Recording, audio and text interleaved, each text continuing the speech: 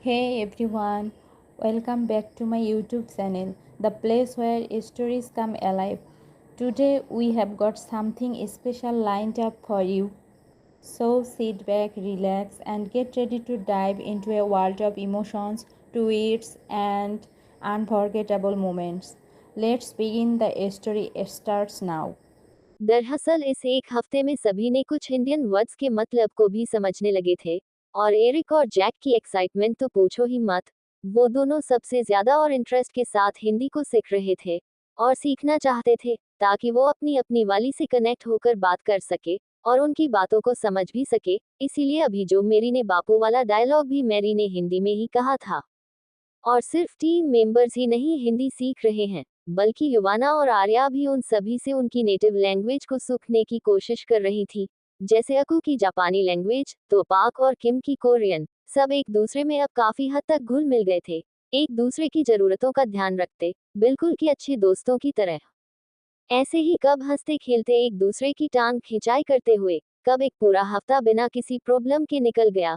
किसी को एहसास ही नहीं हुआ। कहा पहले सब आजादी और काम काम करते रहते थे, पर आज जब वापस ऑफिस जाना था तो अधों के तो मुंह बन हुए थे और बाकियों के भी कोई खास मन नहीं था। पर फिर भी युवाना और आर्या की कंपनी तो उन्हें काम पर भी मिलेगी ही न, तो फिर क्यों ज्यादा सोचना।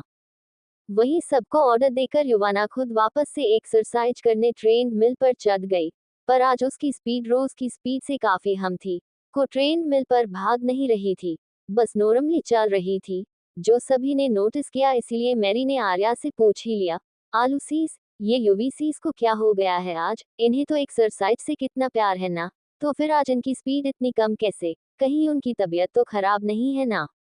मैरी ने थोड़ी चिंता से पूछा। तो बाकी सभी के चेहरे पर भी थोड़ी टेंशन सी दिखने लगी। सभी अब ध्यान से आर्या को देखते हुए उसके जवाब का इंतजार करने लगे। आखिर उन्हें भी तो इस सवाल का जवाब चाहिए था।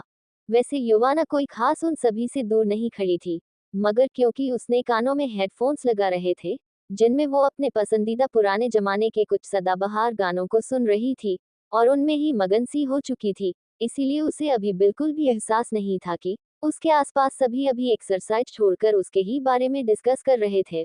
उसकी आंखें भी सुकून से, मैं तेरे इश्क में मर ना जाऊं कहीं, तू मुझे आजमाने की कोशिश न कर।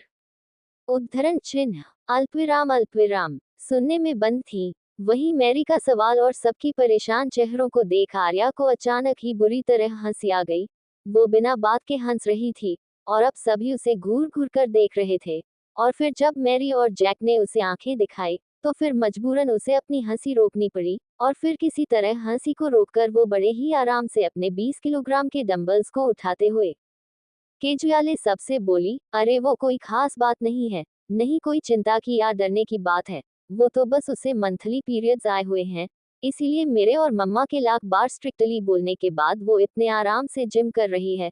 वरना तो इसे पीरियड्स से भी कोई फर्क नहीं पड़ता। पर मुझे ही देख लो, मेरे भी पीरियड्स चल रहे हैं, मगर मुझे तो दुनिया भर का आलस आ रहा है। इतना बोलते हुए एक नींद से भरी उबासी ली और फिर से बिना किसी पर ध्यान दिए अपने डंबल्स को लेकर लग गई।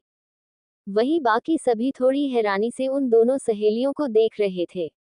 तो वहीं मैरी को तो डे से चक्कर ही आते आते बचे थे। मतलब वो तो अपने पीरियड्स के दिनों में कभी अपने कमरे तो छोड़ो, बेड तक से नीचे उतरने की जहमत नहीं उठाती थी। जब वो घर पर थी तब उसके पेरेंट्स, और अब जब वो अपने सभी बेस्टीज के साथ थी तो वो सभी भी उसे किसी लिटिल प्रिंसेस की तरह पैम्पर करते थे और उसके लिए पता नहीं कितने तरह के चॉकलेट केक्स, पेस्ट्रीज लेते थे और क्यूट क्यूट टॉयज भी लेते थे। उसके लिए खाना पानी सबका ध्यान सभी अच्छे से रखते थे। तब जाकर उसके पीरियड्स में उसे थोड़ी राहत मिलती थी। आज उसे और बाकी सभी को आर्या और युवाना को देखकर अचानक ही इस बात का एहसास हुआ कि जो लड़कियां इन दोनों की फील्ड में होंगी, और वो भी जो स्पोर्ट्स और किसी न किसी तरह के फिजिकल प्रोफेशन रखती हैं, वो अपने इन दिनों में भी अपने काम से पीछे नहीं हटती। एरिक एक तक युवाना को देख रहा था, पता नहीं क्या सोच रहा था। और वहीं जैक को भी अभी अपनी कुछ देर पहले की हरकत पर बहुत गुस्सा आ रहा था।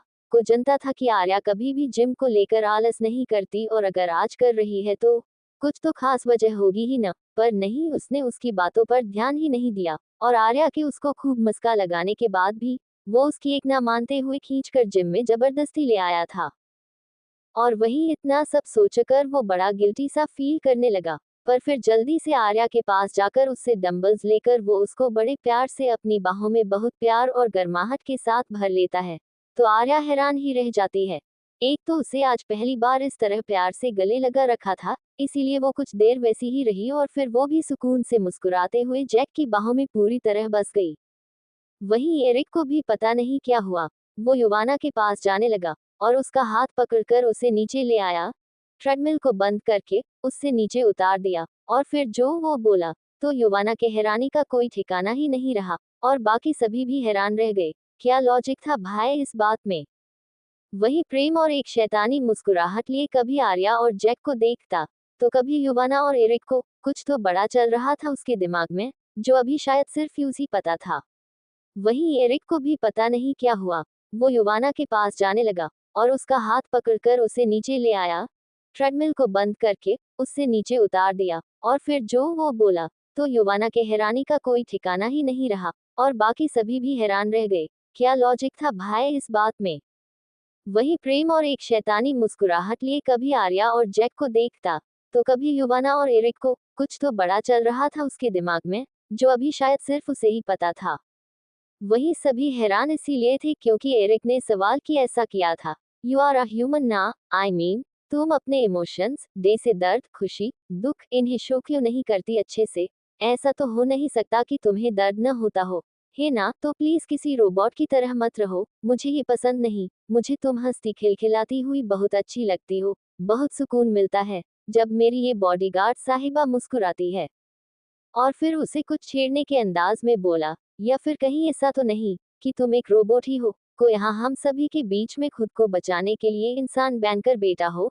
देखो अगर ऐसा कुछ है तो तुम मुझे बेझिझक बता सकती हो, आखिर हम दोस्त जो हैं, अब क्या ही फर्क पड़ता है दोस्ती में कि सामने वाला इंसान है, रोबोट है या कोई जंगली खतरनाक खड़ूस गुस्सेल शेरनी। इतना बोलते बोलते तो उसकी भी आखिरी में हंसी छूट गई।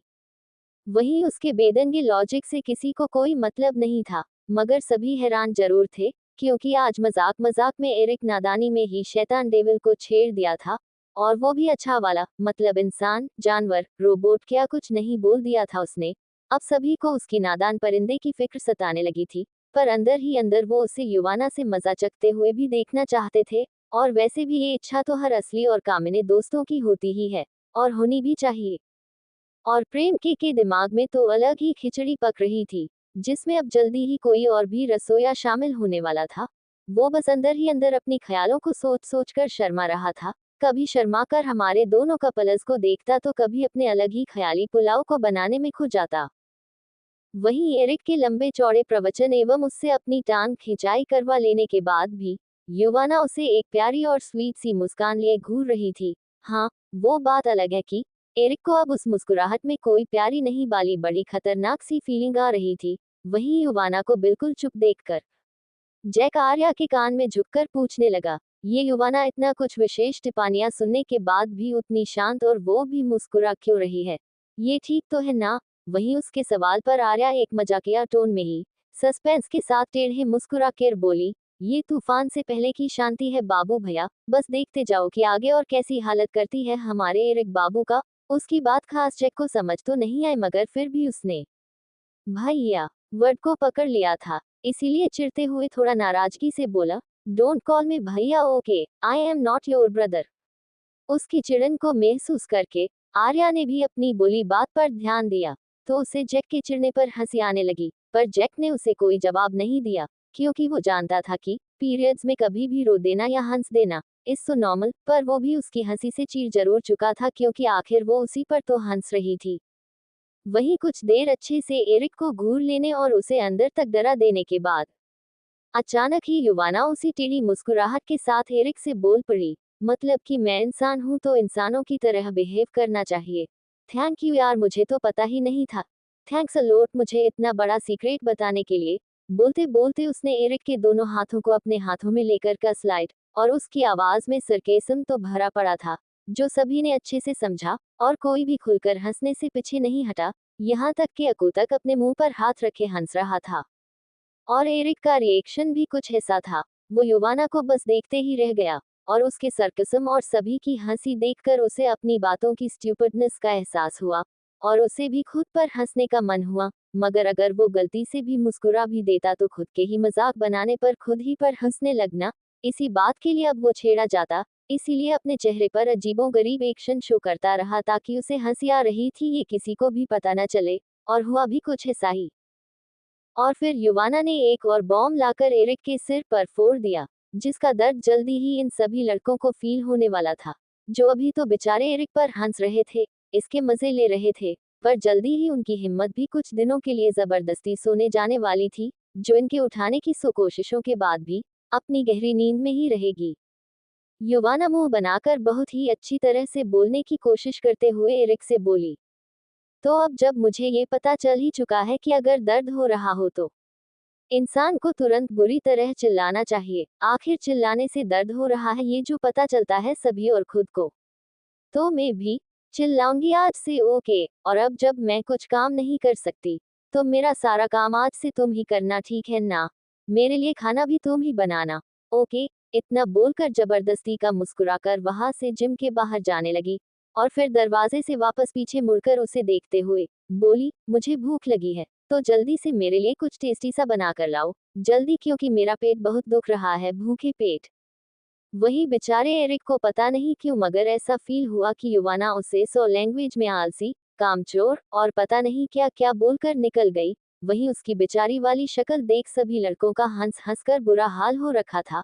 पर तभी कुछ ऐसा होता है उनके साथ कि उनकी हालत भी किसी हलाल करते बकरे की तरह हो जाती है। और अब एरिक उन सभी लड़कों पर हंस रहा था, और बाकी सब सदमे में थे, खास करके बेचारा जैक। वही बेचारे एरिक को पता नहीं क्यों मगर ऐसा फील हुआ कि युवाना उसे सौ अलग अलग लैंग्वेज में आलसी, कामचोर, ड्रामेबाज और पता नहीं क्या क्या बोलकर निकल गई। वहीं उसकी बेचारी वाली शक्ल देख सभी लड़कों का हंस हंस कर बुरा हाल हो रखा था। पर तभी कुछ ऐसा होता है उनके साथ कि उनकी हालत भी किसी हलाल करते बकरे की तरह हो जाती है। और अब एरिक उन सभी लड़कों पर हंस रहा था, और बाकी सब सदमे में थे, खास करके बेचारा जैक। दरअसल जब सभी एरिक की हालत के मजे ले रहे थे, और जैक भी उसके ऊपर खुलकर हंस रहा था, उसे इशारों ही इशारों में चिढ़ाते हुए बोल रहा था, कि तभी अचानक से ही अभी भी उसकी बाहों में खड़ी हुई आर्या गुस्से से अब उसे घूरने लगी। तो वो हंसना छोड़कर उसे हैरानी से देखने लगा, कि अचानक उसे क्या हो गया। अभी तो खुद ही उसके साथ ही हंस रही थी एरिक की कंडीशन पर, और अब उसे ऐसे घूर रही थी जैसे उसने कोई बहुत बड़ी गलती कर दी हो। शेफ, वो भी उसे असमंजस और हैरानी की स्थिति में देखने लगा। तो आर्या जल्दी से उससे अलग होते हुए उसके पेट में एक मुक्का मारते हुए चिढ़कर बोली, तुम्हें बिल्कुल भी शर्म नहीं आती? मतलब कहा एरिक ब्रो अपनी फीमेल बेस्टी के लिए किचन में खाना बनाने जाने वाले हैं, और तुम मेरे लिए कुछ भी नहीं करोगे?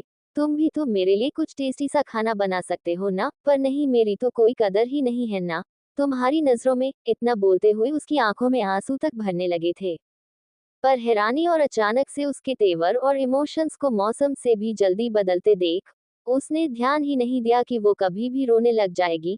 इसीलिए वो हैरानी में बोल पड़ा, अरे पर मेरी या फिर एरिक की भी क्या जरूरत है? हमसे ज्यादा अच्छा और यहाँ तक कि आधी से ज्यादा दुनिया से ज्यादा अच्छा खाना बनाने वाले शेफ तो हमारे ही किचन में मिल जाएंगे तुम्हें, तो फिर ये।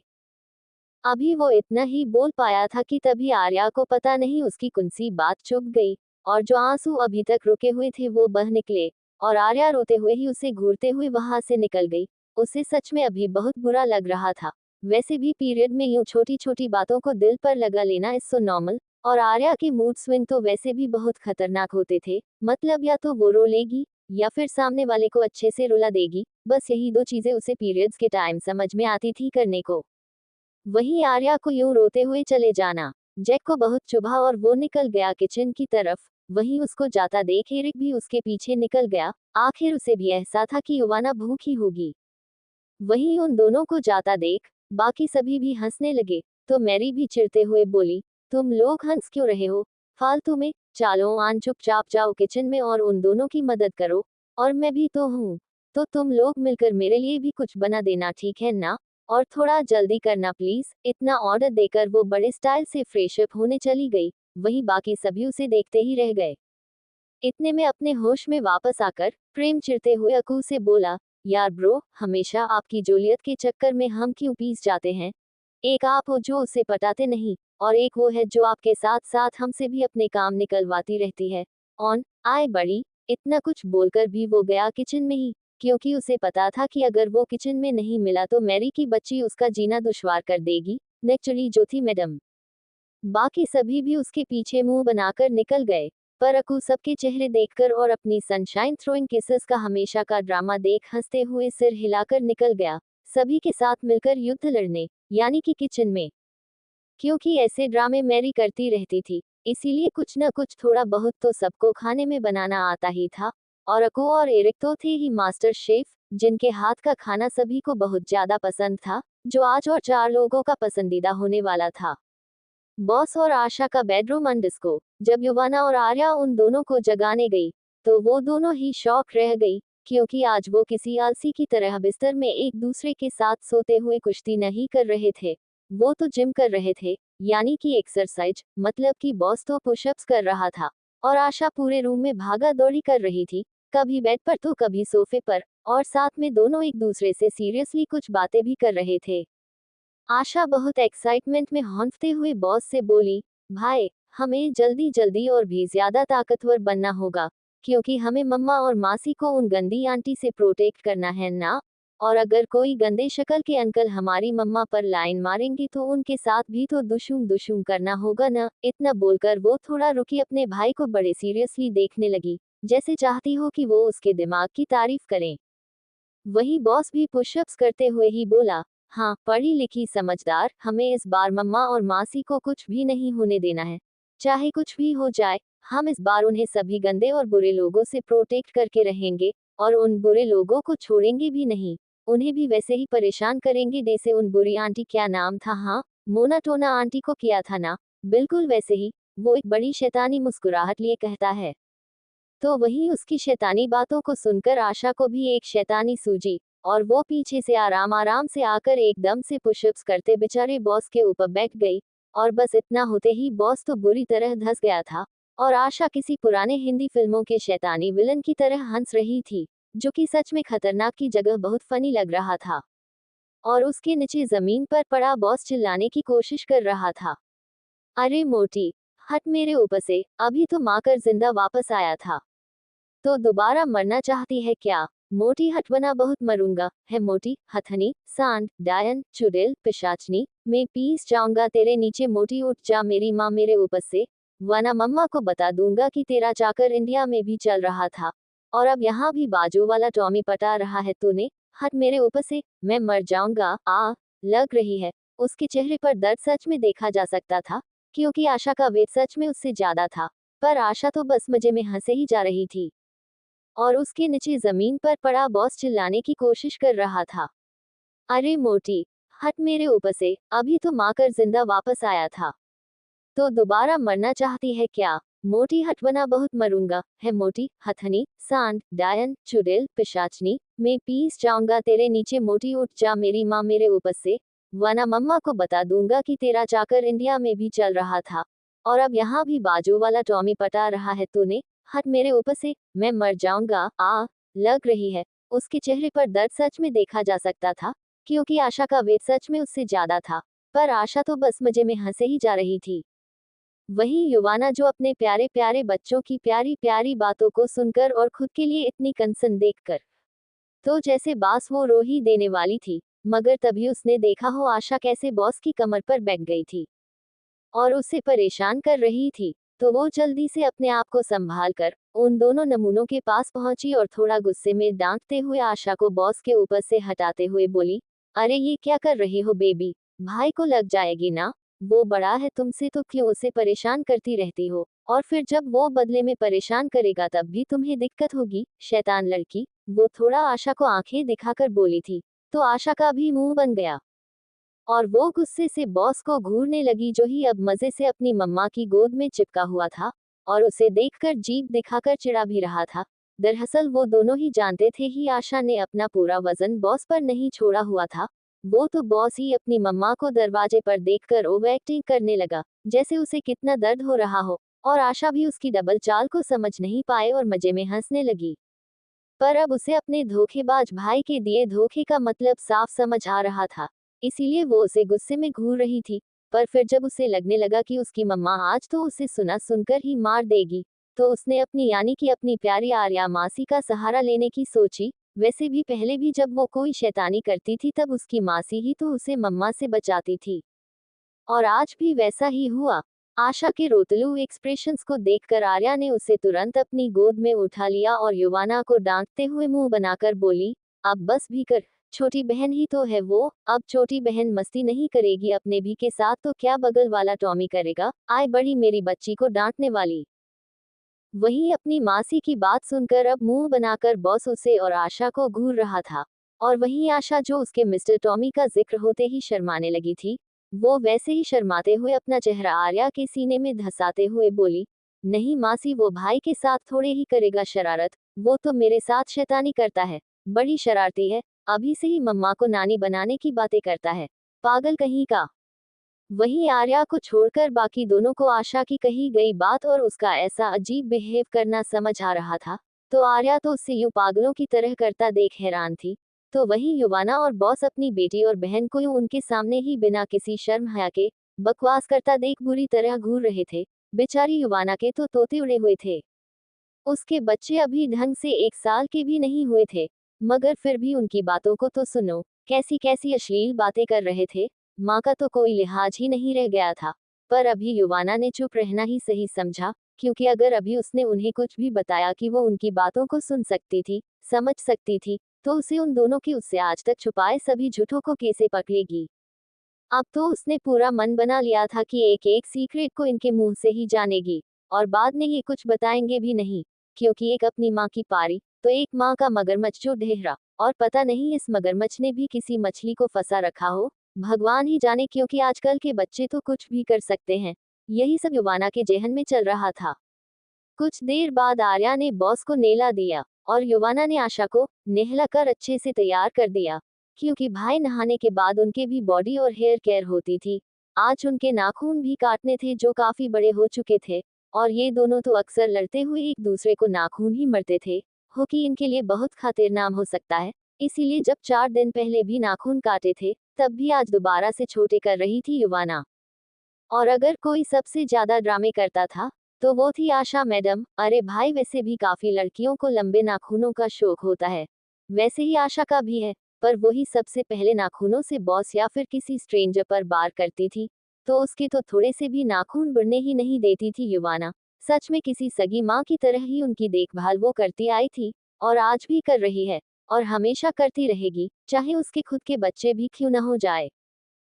और फिर युवाना और आर्या भी फ्रेश हो गए, और फिर चारों ने मिलकर पूजा की, जिसने युवाना ने आरती की और बाकी तीनों तालियां बजा रहे थे, और सबसे ज्यादा महान आरती में वो दोनों ही थे। वो अपनी मम्मा के पीछे पीछे गा भी रहे थे, जो अब जाकर युवाना को समझ आया कि उसके बच्चे उसे कितना फॉलो करते थे, वरना पहले तो उसे और आर्या को कुछ भी समझ नहीं आता था कि आखिर ये क्यों आइन कर रहे हैं। पूजा करके वो चारों प्रसाद लेकर नीचे चले जाते हैं, जहाँ का सीन बड़ा दिलचस्प था। मतलब जैसे कि मैंने पहले भी कहा था कि किचन में घमासान युद्ध हो रहा होगा, तो चलिए वही जरा नजर कर लेते हैं। किचन अंडरस्को खाना तो बखूबी बन रहा था, शायद टेस्टी भी था, क्योंकि स्मेल काफी अच्छी आ रही थी। पर जो हुलिया सबका अब तक बन चुका था वो सच में देखने लायक नहीं था। मतलब अभी इन्हें देखकर कोई नहीं कह सकता कि ये वही वर्ल्ड फेमस दी इमेजिनरी बैंड के वो महा फेमस मेंबर्स हैं। वो सभी बेवर्चियों की तरह किचन में खाना बनाने में लगे हुए थे।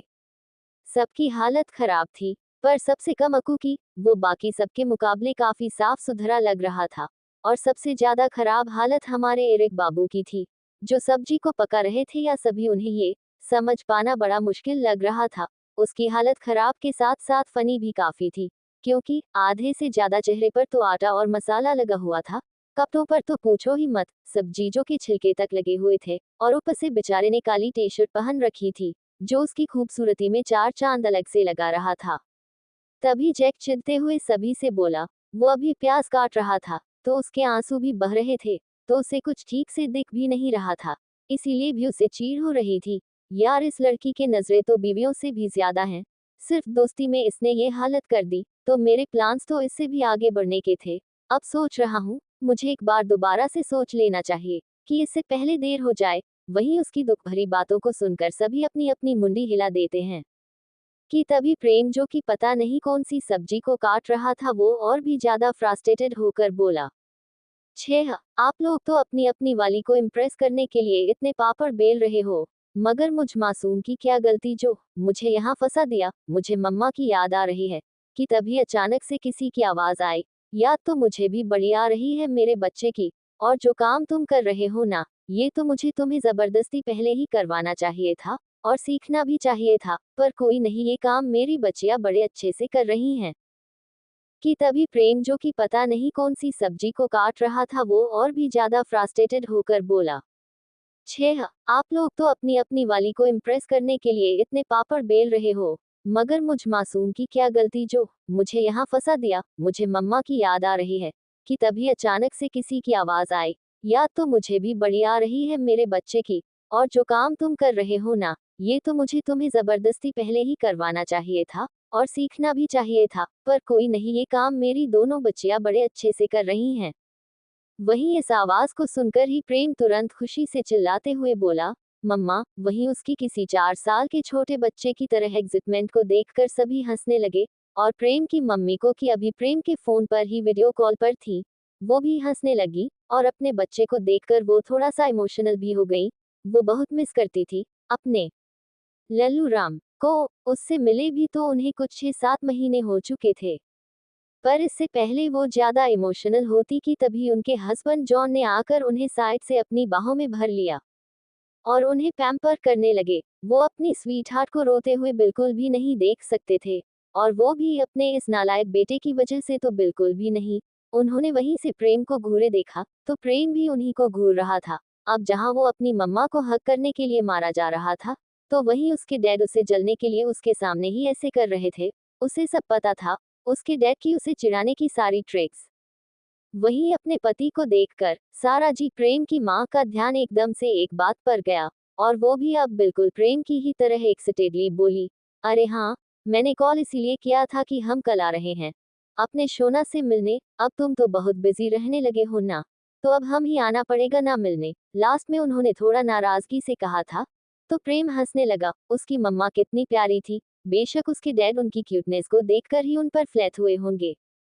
वहीं उनकी बात सुनकर प्रेम भी खुशी से मुस्कुराकर बोला, I love you mom, I really miss you, please जल्दी से आ जाओ और कुछ दिन मेरे और हम सब के साथ रहकर जाना। हम सभी अपनी फैमिलीज को बहुत मिस करते हैं, मेरे साथ बाकी सभी को भी बहुत अच्छा लगेगा। वहीं अपने बेटे की इच्छा सुनकर सारा जी ने जल्दी से अपने प्रिय पति जी को अपनी टिमटिमाती आंखों से ऐसे देखा जैसे उन्हें मना रही हो, और जॉन भी अपनी स्वीट हार्ट की क्यूटनेस को ज्यादा देर तक झेल नहीं पाए और क्लिम्बोल्ड हो गए। वैसे तो उनका रुकने का कोई प्लान नहीं था, क्योंकि 2 दिन बाद ही उनकी एक बहुत जरूरी मीटिंग थी, पर फिर भी अपनी वाइफी की इच्छा के लिए उन्होंने उसमें भी टाइम निकाला। मगर आना जब उनकी एक और इच्छा थी, तो हमेशा की ही तरह वो इस बार भी मान गए, क्योंकि उनकी प्यार से ज्यादा कोई करोड़ों की डील भी नहीं थी। वो मुस्कुराते हुए मान गए, तो सारा जी ने तुरंत उनके गालों पर एक प्यारी सी किस्सी थ्रोइंग किसेस कर दी।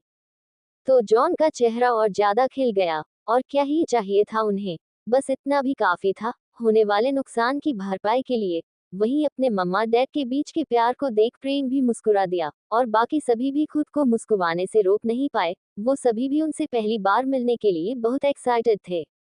वहीं फिर सारा जी ने सभी से बात की। वैसे भी फोन पर तो वो पहले भी काफी बार सभी से बातचीत करती आई थी, और सबसे खास उनकी मैरी, एरिक और पाक और किम से बनती थी। आखिर वो सभी सेम नेचर के जो थे, प्यारे चेहरे जोड़ शैतानी मिजाज जोड़ खुराफाती दिमाग जोड़ शैतानी करने के बाद बिल्कुल शरीफ बनने वाले। ये सारे गुण इन सभी के मिलते थे एक दूसरे से, तो इनकी उतनी ही पत्ती भी थी आपस में, और अब तो उनकी आशा और बॉस से भी बहुत बनने वाली थी। बस कल आकर वो उनसे मिल ले, पर अभी तो वो दोनों खेलने निकल गए हैं बाहर गार्डन में, और आशा इसी बहाने अपने बीएफ टॉमी से मिलने गई है। पर उसे क्या पता कि उसकी पोल उसकी मम्मा के सामने खुल चुकी थी, और अब वो चाहकर भी अपने होने वाले पिल्लों के बाप से नहीं मिल सकती, क्योंकि उनकी नानी ही अभी उनसे मिलना नहीं चाहती। तो अब कोई क्या ही करे।